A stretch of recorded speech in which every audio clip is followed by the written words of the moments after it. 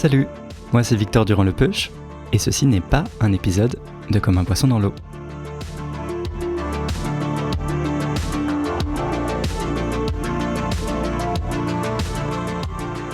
Coucou, ce mois-ci je vous propose de découvrir d'autres podcasts engagés qui abordent également la question du spécisme. Et aujourd'hui, je vous parle d'Éthique et Psycho, le podcast animé par Yoann O'Haraud, qui analyse les oppressions, notamment par le biais de la psychologie sociale, mais aussi par d'autres disciplines, comme la sociologie, les sciences politiques, l'histoire, etc. C'est vraiment une ressource de qualité, avec beaucoup de soins apportés à la précision et à la robustesse des positions présentées à chaque fois, et qui fait le tour de questions assez transversales et vastes, notamment le spécisme, mais aussi beaucoup d'autres questions sociales importantes. Je vous recommande chaudement le double épisode avec Jérôme Segal sur la situation israélo-palestinienne, qui fait vraiment bien le point, je trouve, sur les facteurs historiques et contemporains pour éclairer en partie ce qui a mené à la situation présente catastrophique du génocide en cours notamment. Il y a aussi un épisode que j'ai adoré avec Sarah Zanaz sur le spécisme pensé comme un système social. C'est extrêmement quali, il faut à tout prix l'écouter. Dans sa thèse, Sarah définit le spécisme comme une oppression et ça change de la définition très individualisante qui était jusqu'à maintenant donnée en philosophie. Mais bon, aujourd'hui je me suis dit que je vous diffuserais un épisode un peu plus court, un des derniers, publié sur le podcast de Yoann, qui était présent comme moi à un colloque universitaire très enrichissant à Rennes en juin dernier, et qui a eu la bonne idée de faire des courtes interviews avec plusieurs intervenants-intervenantes pour garder une trace de toutes ces idées brassées et montrer ce qui se fait de mieux dans la recherche contemporaine sur la question animale. Voilà, pensez bien à vous abonner à Éthique et Psycho, à suivre les futurs épisodes bien sûr, qui seront assurément passionnants. Et puis, bonne écoute. Bisous.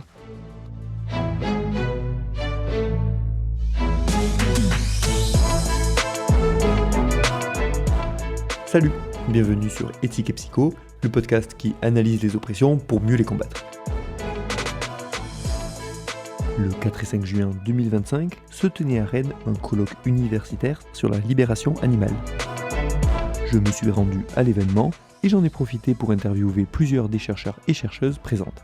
J'ai donc interviewé 11 personnes auxquelles j'ai posé à chaque fois les questions suivantes. Qui êtes-vous ? Sur quoi travaillez-vous ? Et pourquoi ça vous paraît important ? Ensuite, quelles sont les choses qui vous semblent essentielles à connaître pour comprendre le spécisme et faire avancer la cause animale ? Et pour finir, pensez-vous qu'il y a des angles morts, des sujets pas assez traités ?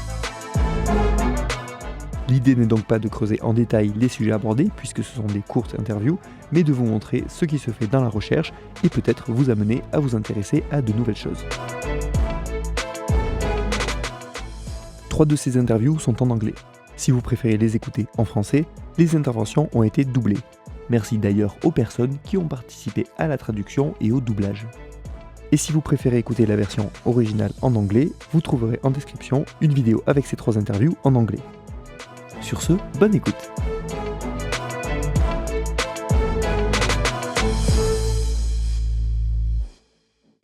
Donc, je m'appelle Sarah Zanaz, je suis doctorante en philo à l'Université de Strasbourg et je travaille sur le spécisme systémique. Je pense que c'est important de traiter ce sujet parce qu'on a souvent compris le spécisme plutôt comme quelque chose d'individuel, ou en tout cas des définitions plutôt individualisantes du spécisme, et en montrant que c'est un système social, que c'est un système d'oppression fondé sur l'espèce. J'espère, premièrement, décrire le spécisme, voir comment il marche, donc économiquement, politiquement, comment il se structure culturellement, etc., comment tout ça est organisé dans la société. Et j'espère pouvoir participer au fait qu'on comprenne qu'il ne suffira pas de convaincre des gens individuellement pour en finir avec le spécisme. Je pense que le mouvement militant perd beaucoup d'énergie et de ressources mentales, économiques, etc., en essayant de convaincre des individus dans la rue avec des tracts, etc., et que c'est pas forcément la stratégie la plus efficace pour combattre ce système qu'est le spécisme. Et ça pourrait être intéressant d'aller chercher, comme le font déjà des associations comme PAZ par exemple, des réponses politiques. Aller chercher les politiciens et les politiciennes sur des vraies mesures, les confronter face aux lois spécistes, essayer de faire en sorte d'intégrer les milieux politiques La bataille culturelle à long terme aussi, ça joue. Essayer de faire en sorte que l'éducation soit de moins en moins spéciste si on travaille dans l'éducation. Essayer de faire en sorte de mettre des mesures en place qui permettent de lutter contre le spécisme à tous ces niveaux, quoi. Donc dans les lois, dans l'éducation, dans la culture, sur le long terme. Le système économique aussi, ça peut être intéressant de voir quel levier on a économiquement pour lutter contre le spécisme. Ça peut passer par lutter contre des subventions à l'agriculture, du moins à l'agriculture intensive, et donner des subventions plutôt aux transitions végétales, etc. Il y a plein d'idées comme ça. Je ne suis pas spécialiste du sujet et les questions de stratégie sont toujours très difficiles. Mais en tout cas, c'est bien de diversifier au maximum nos luttes, nos combats.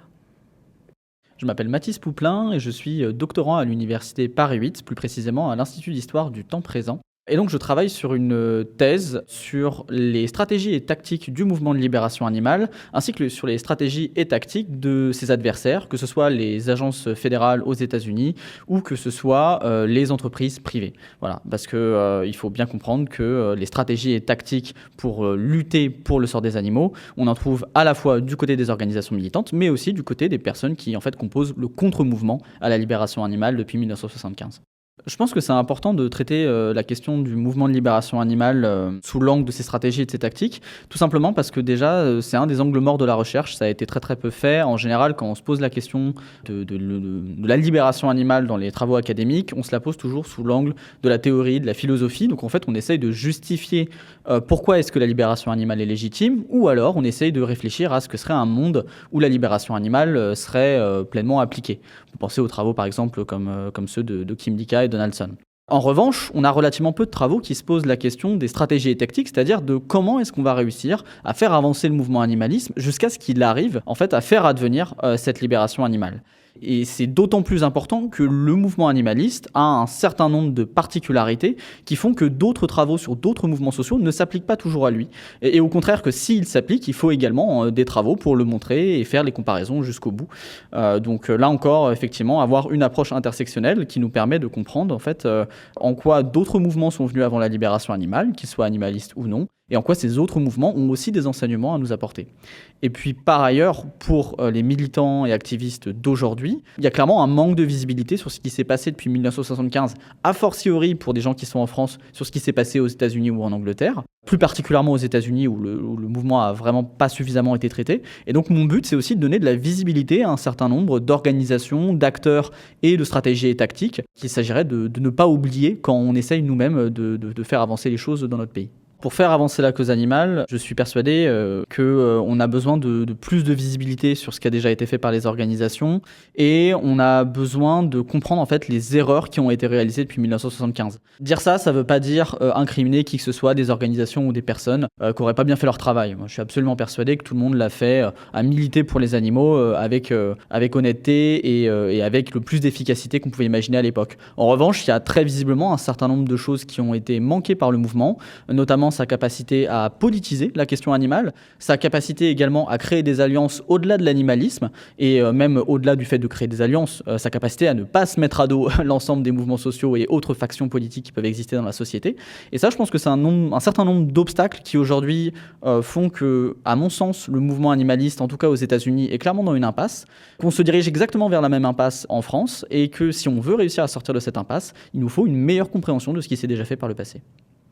Alors, je suis Nolwenn Veillard et je suis doctorante en sciences politiques à l'université de Rennes. Et je travaille sur ce que moi j'appelle le mouvement antispéciste. Donc, comment est-ce qu'un mouvement se construit autour de ça ?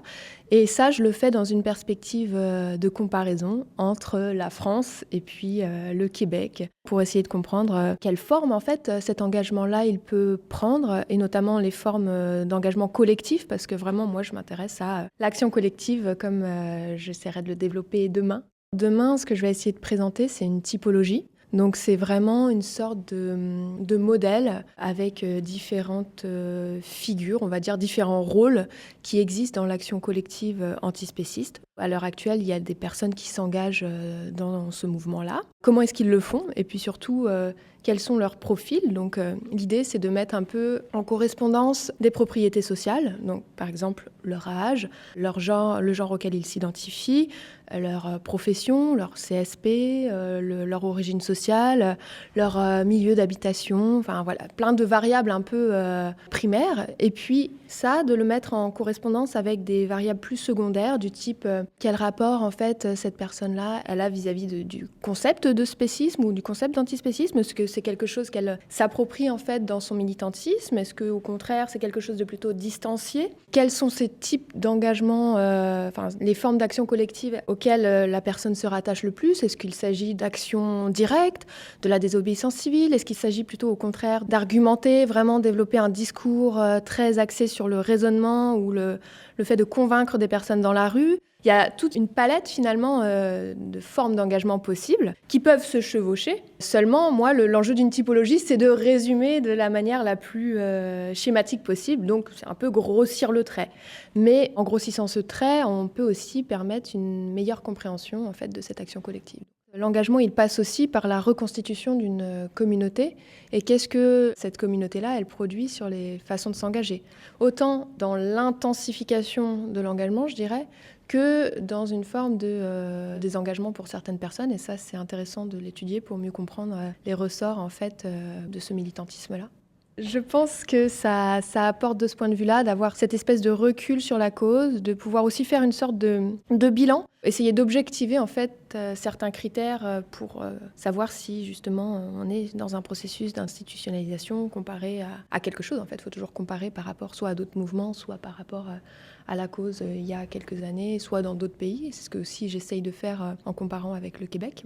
Au-delà de ma thèse, il y a aussi tous les travaux, toutes les entreprises collectives en fait, de recherche, comme celle qu'on mène avec le collectif de recherche, qui est donc le collectif de recherche en études animales et mouvements animalistes, que nous avons créé avec Fébé Mendes, Sam Ducourant, Sarah Zanaz, Rachel Lapique et puis Laure Gizy. Pour nous, c'était important de créer un espace académique, mais critique. Donc ça fait aussi partie du travail de chercheur que de lancer en fait ce type d'espace pour pouvoir discuter de manière un peu plus spécifique ces questions autour des animaux. Et nous, on a pris l'angle plutôt critique pour proposer un espace qui permette d'aller peut-être un peu, pas plus loin, mais de proposer autre chose.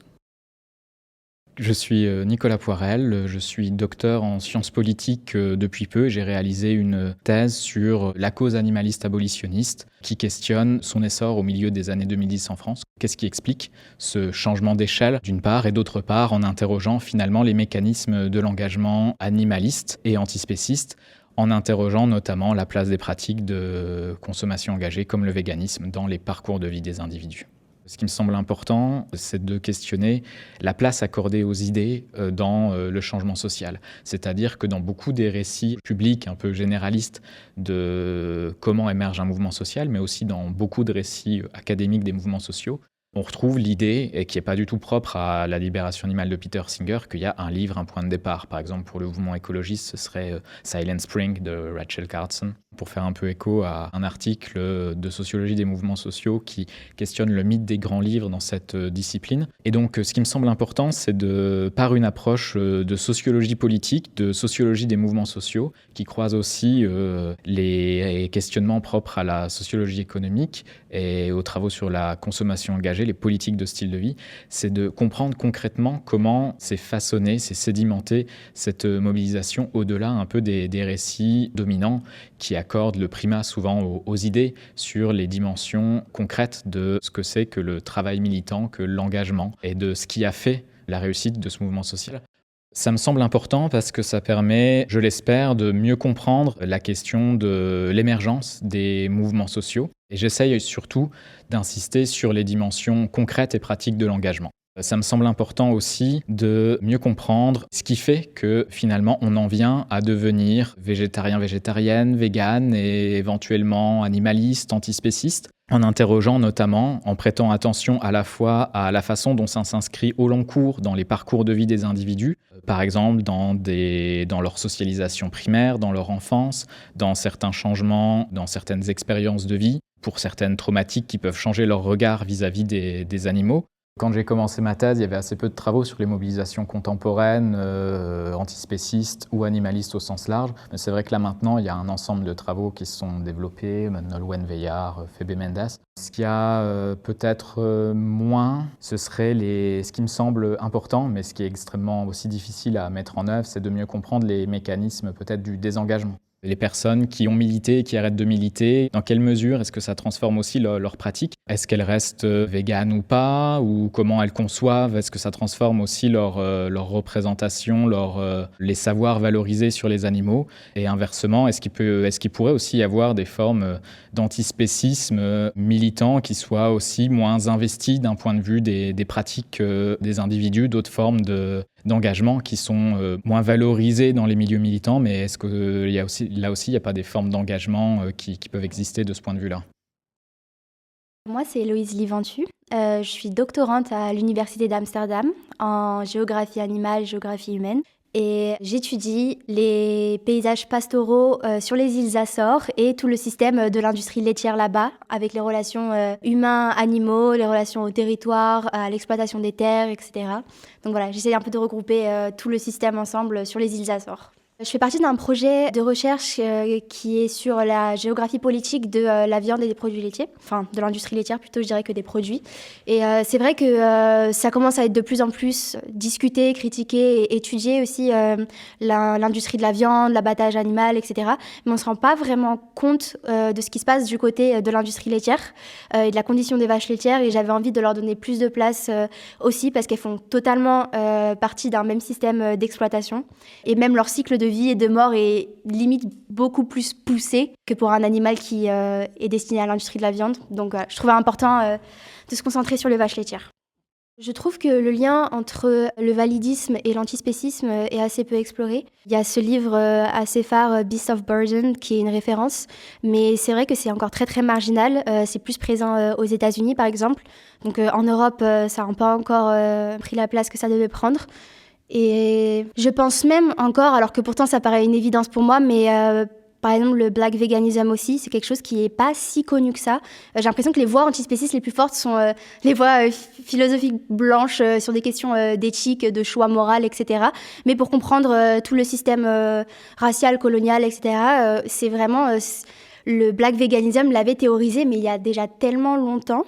Et je trouve qu'on lui laisse pas assez de place et pas assez de crédit. Et je pense aussi, je pense que c'est important d'en parler aujourd'hui par rapport au black veganism, le lien avec le racisme, la colonialité, le véganisme, l'antispécisme. Ça fait 2 ans qu'il y a un génocide à Gaza qui est à court. Il y a plus de 500 morts par jour. Les images sont de pire en pire et de plus en plus atroces. Ça n'a jamais été aussi documenté. En fait, si même ça ne résonne pas, il y a des grosses bases qui manquent. Enfin, on n'a pas compris ce que c'était l'antispécisme. On n'a pas compris ce que c'était l'exploitation d'autres êtres qu'on considère comme des autres, c'est-à-dire des non-humains, et surtout ceux opposés à l'homme blanc occidental.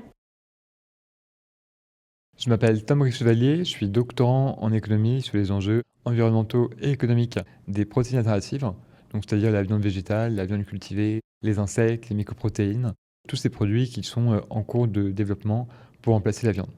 À côté de ça, je m'intéresse aussi parfois à d'autres sujets, de temps en temps, à l'histoire de l'économie ou de la philo. Notamment, je me suis intéressé à la manière de savoir comment on pouvait évaluer le temps de la mise à mort d'un animal. Et je m'intéresse aussi également aux enjeux entre capacitisme et spécisme. De manière générale, je pense que c'est des sujets qui sont assez peu abordés. Dans mon travail, j'aime bien m'intéresser à des sujets qui ont fait l'objet de peu de travail jusqu'à présent, en me disant que justement, je pourrais apporter plus de choses que sur un sujet qui est déjà bien balisé, bien compris. Typiquement, les protéines alternatives, c'est un sujet qui est pas si bien connu que ça en France, il y a très peu d'experts. Et mon objectif en travaillant dessus, c'était de dire que j'allais fournir une expertise sur ce sujet-là pour être en mesure de guider le débat public avec des bons arguments et pas juste des arguments classiques pro-viande, anti-alternative. Parce que je pense que si ce qu'on a à cœur, c'est le fait de ne plus tuer d'animaux et donc de remplacer la consommation de viande, s'intéresser aux alternatives qui peuvent remplacer la viande, c'est un moyen de pouvoir arriver à ce but. Pour les autres sujets, donc calculer le temps de la mise à mort, là, c'est plus des questions de savoir comment on peut aider les preneurs de décision à prendre des bonnes politiques. Parce que même si, par exemple, ils sont bien intentionnés en se disant voilà, je veux des politiques animalistes, comment faire un arbitrage pour savoir s'il faut sauver 1000 poules d'être tuées ou améliorer un peu la vie de 50 cochons. C'est des questions qui ne sont pas évidentes, qui n'ont pas de réponse qui sont là, marquées quelque part. Ça demande du coup de développer des outils pour faire des évaluations, pour faire des arbitrages et prendre ensuite les bonnes décisions. Et sur les travaux de capacité et spécisme, c'est simplement un sujet qui est très peu abordé aujourd'hui en France, alors que la littérature anglo-saxonne est beaucoup plus riche. Et donc je m'étais dit qu'en travaillant un peu sur ces sujets, j'aurais peut-être réussi à faire venir cette littérature-là en France, là où elle existe encore très peu. Globalement, ce qu'on sait aujourd'hui, c'est que moins les gens mangent de viande, moins ils sont spécistes, et plus ils vont accorder de capacités aux animaux, que ce soit des capacités cognitives ou même des capacités à ressentir la souffrance. Donc je pense qu'avec les protéines alternatives, ce qu'on peut faire, c'est trouver un moyen pour que les gens mangent moins de viande.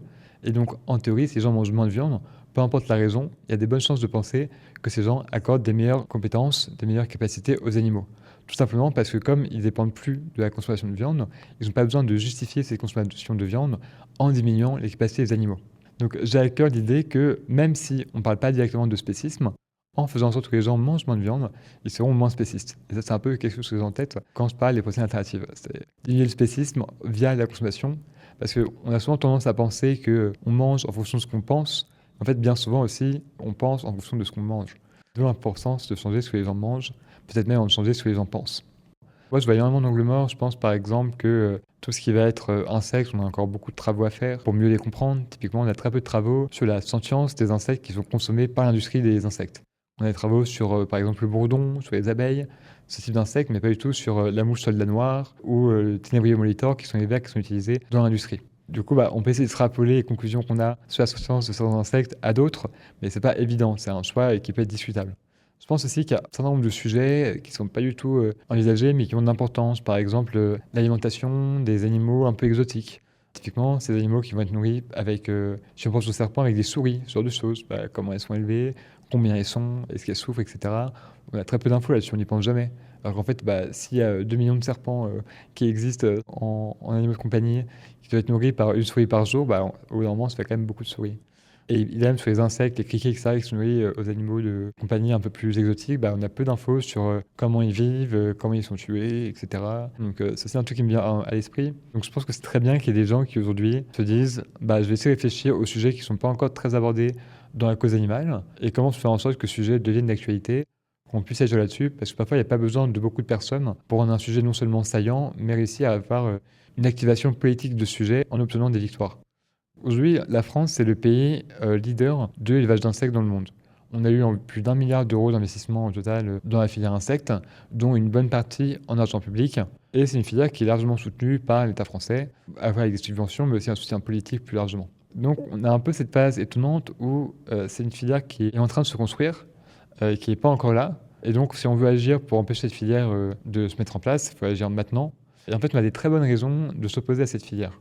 Une de ces raisons, c'est qu'en fait, les preuves sur l'élevage d'insectes, sur le plan environnemental ou économique, sont très faibles. Après, les insectes, c'est pas tellement mieux pour l'environnement que les alternatives, et c'est coûteux et difficile à mettre en place. Et donc en fait, si on veut agir aujourd'hui pour empêcher qu'une industrie qui ne répond pas à un vrai problème se mette en place, faut des gens qui travaillent dessus, qui montrent les limites des travaux des startups qui travaillent là-dessus, et qui disent attendez, attention au discours qu'on a. Le discours aujourd'hui, il est surtout formulé par des gens qui ont des intérêts dans ce secteur. Mais si on regarde dans la recherche scientifique ce qui se dit, il y a des bonnes raisons d'être sceptique. En fait, il faut le faire maintenant, avant que cette filière ne soit implémentée, parce qu'une fois que ce sera implémenté, qu'il y aura beaucoup plus d'enjeux économiques, d'emplois en cours, ce sera beaucoup plus dur à mettre en question. Je m'appelle Émilie Dardenne, je suis enseignante-chercheuse ici à l'université Rennes 2.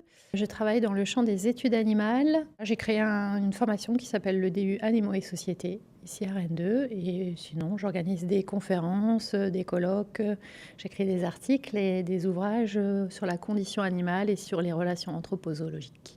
Je pense que le levier éducatif est un levier important dans le cadre du changement culturel sur la prise en compte des intérêts des autres animaux. Donc il y a une volonté de participer de ce changement-là, de cette façon-là, mais aussi tout simplement, j'ai constaté que les étudiantes et les étudiants sont très intéressés par ces questions. Donc ça répond aussi à une demande qui vient d'eux et qui vient d'elles, parce qu'à l'université française, il y a encore très peu de choses qui permettent aux étudiants d'apprendre et de se former sur ces questions. Le plus important à connaître, c'est de connaître les autres animaux, c'est de connaître leurs spécificités, leurs individualités, le fait qu'ils sont des sujets d'une vie, qui sont non seulement sentients, c'est-à-dire qui sont sensibles et conscients, mais qu'ils font aussi des choix, ils ont des préférences, ils ont envie de côtoyer certains êtres et pas d'autres. Donc de connaître toute la diversité de leur vie, en fait, ça ouvre déjà un champ immense pour mieux les considérer. Je m'intéresse depuis vraiment très peu de temps à la question de l'agentivité. Et il me semble que c'est assez nouveau. Enfin, il y a déjà des travaux, mais pas tant que ça, sur l'agentivité. J'ai l'impression que la sentience est très centrale, et c'est normal parce que c'est un critère d'inclusion dans la communauté morale. Mais que l'agentivité des animaux, si on la considère, ça nous ouvre aussi à d'autres rapports avec eux. Et je trouve que ce qui se passe dans les sanctuaires et les refuges, qui est de plus en plus sujet à des études sociologiques, anthropologiques, philosophiques, c'est très intéressant et ça nous amène dans cette direction-là. Je pense que c'est vraiment quelque chose à creuser.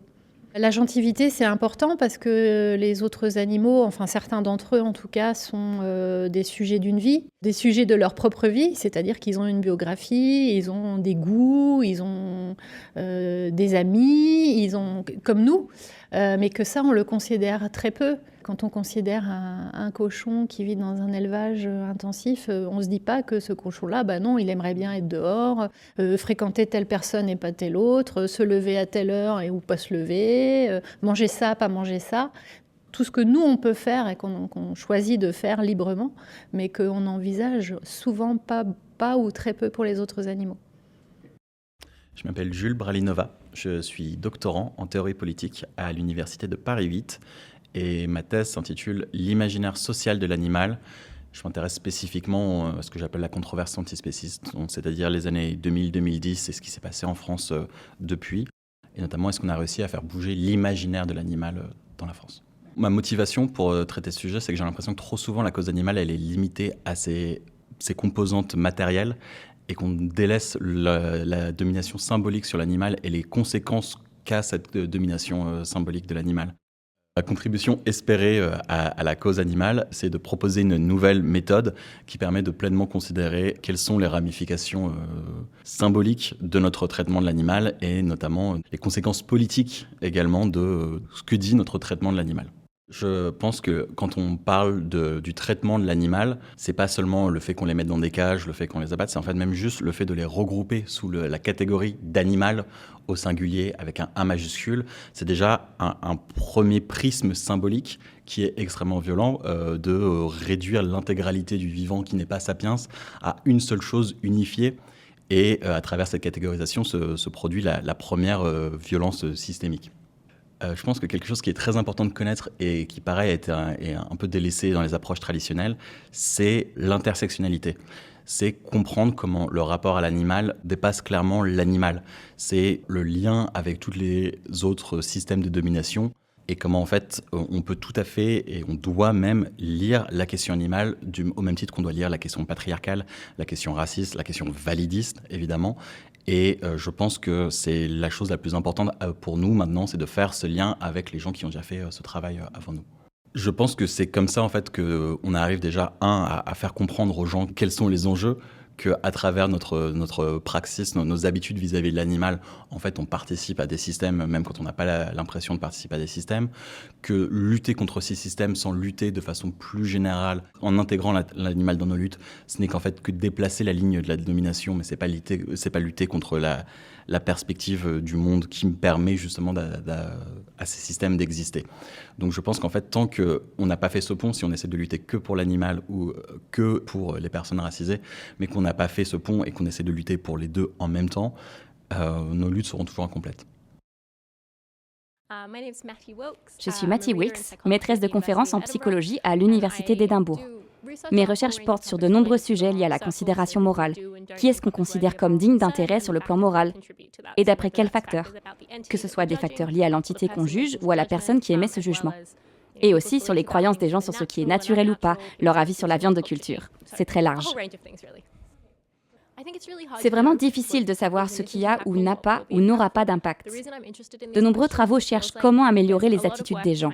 C'est important, mais c'est souvent très difficile de faire changer les gens. D'après moi, si on pouvait en apprendre un peu plus sur certaines connaissances de base, par exemple quel type de personnes ont élargi leurs considérations morales et quels facteurs amènent à cette expansion, ça nous aiderait à développer des interventions plus efficaces et mieux adaptées. C'est pour ça que je m'intéresse à ces questions.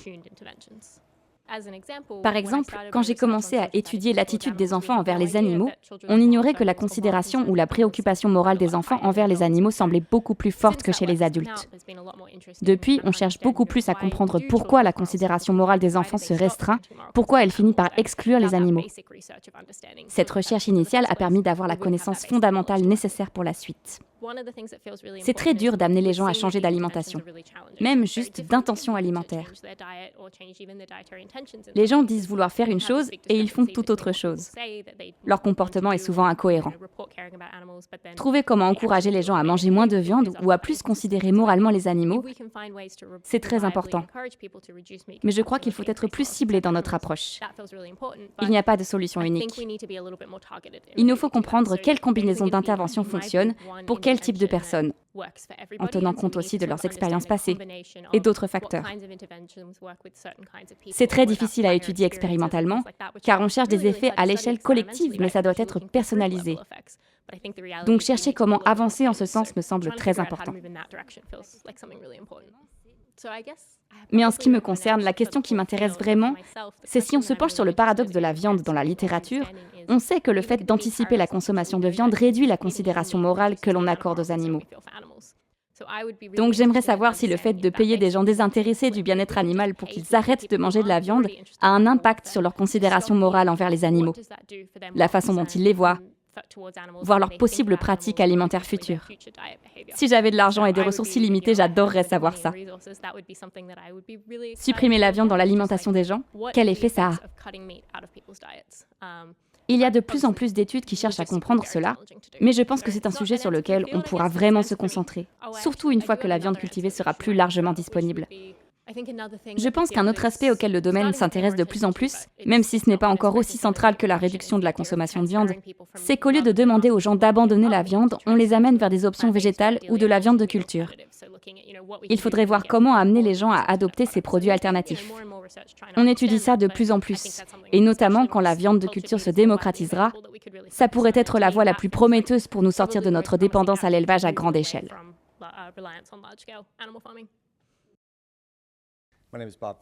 Je m'appelle Bob Fisher. Je suis notamment professeur de philosophie à l'Université d'État du Texas et chercheur chez Rethink Priorities.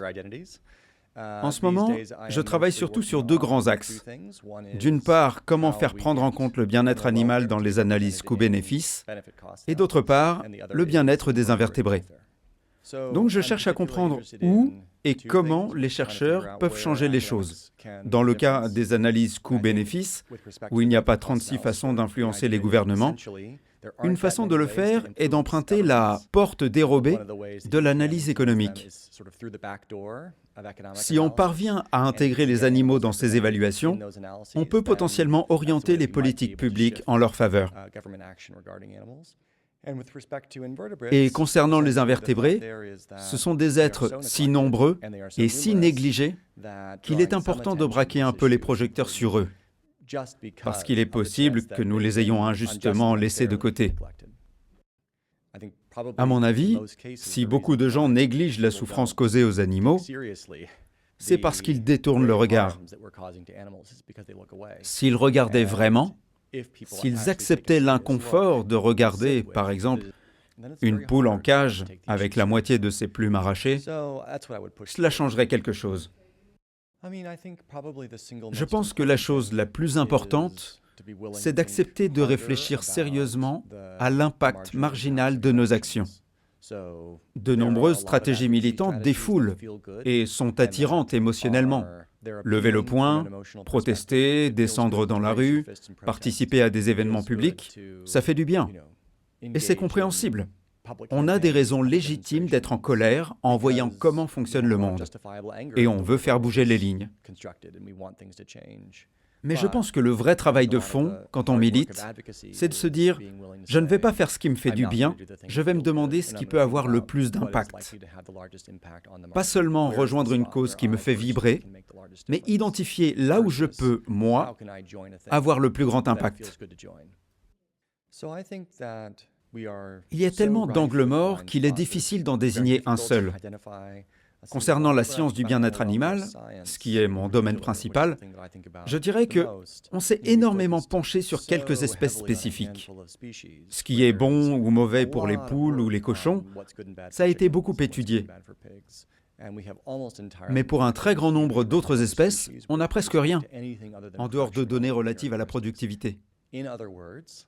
Autrement dit, on sait comment faire grandir un poulet plus vite, et ce qui améliore ou détériore sa vie dans un contexte d'élevage. Mais pour nombre d'autres espèces, homards, crabes, abeilles, de nombreux poissons, etc., tout ce que nous savons, c'est comment leur faire prendre du muscle plus rapidement. On ne connaît pas leurs préférences, le type d'environnement où ils s'épanouissent, leurs signes de stress, etc. Donc c'est capital de faire la distinction entre les critères liés à la production et ceux liés au bien-être. Et cette distinction est encore largement négligée pour un très grand nombre d'espèces, celles qui comptent le plus d'individus. Je m'appelle Oscar Horta. Je suis professeur à l'Université de Saint-Jacques-de-Compostelle, où j'enseigne la philosophie. Je suis également cofondateur de l'organisation Animal Ethics et je travaille sur un autre projet visant à prévenir les souffrances animales dans le futur. Je travaille sur les animaux négligés, les petits animaux comme les invertébrés, les animaux sauvages qui représentent la majorité voire la quasi-totalité des animaux existants, mais aussi les animaux qui vivront dans le futur et qui seront affectés par nos choix présents. C'est un enjeu essentiel, car ces animaux sont largement majoritaires et ils reçoivent très peu d'attention. Les militants pour les animaux se concentrent souvent sur une toute petite minorité d'entre eux et ce déséquilibre doit être corrigé. Pour aider les animaux et lutter contre le spécisme, on aura besoin de plusieurs connaissances cruciales. D'abord, des connaissances sociologiques sur la meilleure façon d'agir. Mais il faudra aussi mener des recherches sur la manière dont nos décisions actuelles affecteront les animaux du futur.